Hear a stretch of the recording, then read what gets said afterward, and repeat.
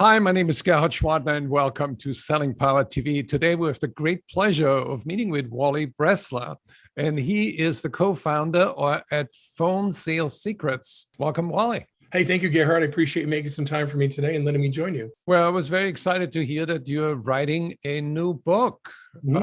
Tell us about it. One of the great things about having a lifetime of lessons learned is that you can share them with people to help them hopefully avoid a lot of the bad choices and mistakes you've made. So my book is called Tragic Hero, Picking Up the Pieces. And it's like half memoir, half personal development book, just talking about all of the challenges I faced in my life and how I've used them to help, thousands of real estate agents and other small business people over the last 20 years grow their business. And really just, how I was able to overcome a lot of challenges myself to get to the point where I could really add some value to people's lives. So you have cracked the code when it comes to overcoming cold call reluctance. What is the major reason why people are reluctant to pick up the phone and reaching out to customers? Basically, I call them hidden identities, right? We have these belief systems about ourselves. What happens is most people who have trouble getting on the phone have had some sort of situation occur when they were first between the ages of 1 and 12, 1 and 13.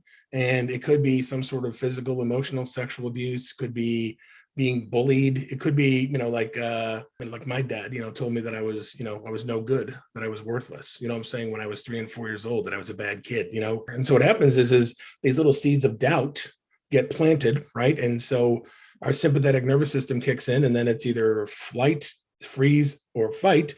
And the people who have call reluctance are flighters. They run away. And so they avoid things that cause them pain. What started out as just a little seedling gets watered, and then it just grows over time. And by the time we're an adult, it's this huge redwood tree that, we basically convinced ourselves that we're not worthy or deserving of things. And so we're not going to get involved in things that would challenge that belief system. What does your 5-step program consist of? The first step is awareness. We've got to become aware of where it comes from. Believe it or not, our subconscious remembers everything that we've ever seen, tasted, heard, smelled, or touched. But it remembers like in a sandwich, right? And anything that's really painful, it sticks at the bottom of the sandwich, right? So I help people identify the event or the events that was the genesis of this challenge that they've been facing their entire life, this fear of judgment or embarrassment or whatever it is. And so step 2 is we get to a process of define and identify, and then become present or mindful. And what happens is we have these triggers, right? And something triggers us, and we go right to making the pain go away. But if we were to stop for a second and let the emotion pop up between trigger and symptom, we could deal with it. So what happens is I got to pick up the phone and make calls. Oh, sweaty palms, dry mouth, sweaty pits, complete avoidance, fear, perfectionism, right? I teach people to, identify what that feeling is, define where it's coming from, and then become mindful or present and just focus on their breathing. And that allows that feeling just to pass. And that teaches their brain to be able to take that emotion and just let it pass. So that way, rather than just, oh my God, I can't pick up the phone, let me just deal with this for about a minute or two, and then it'll go away. The third step is it's really based on neuroplasticity.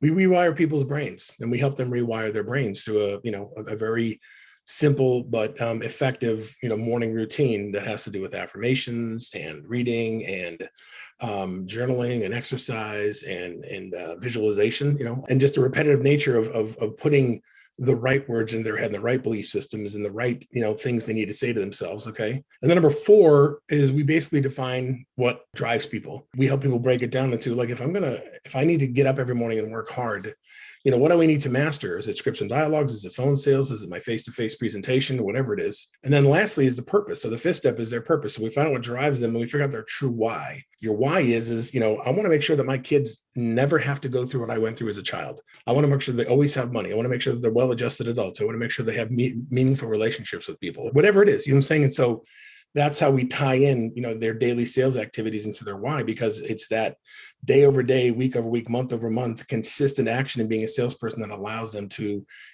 get the outcome they want. It reminds me of what Sheryl Sandberg said.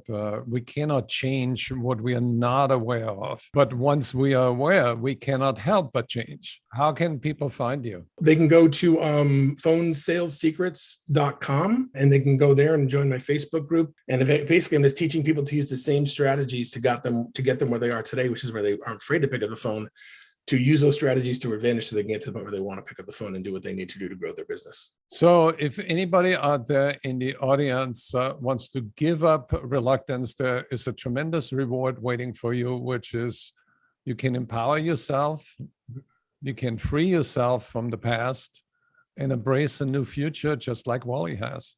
Yeah. Thank you, Wally.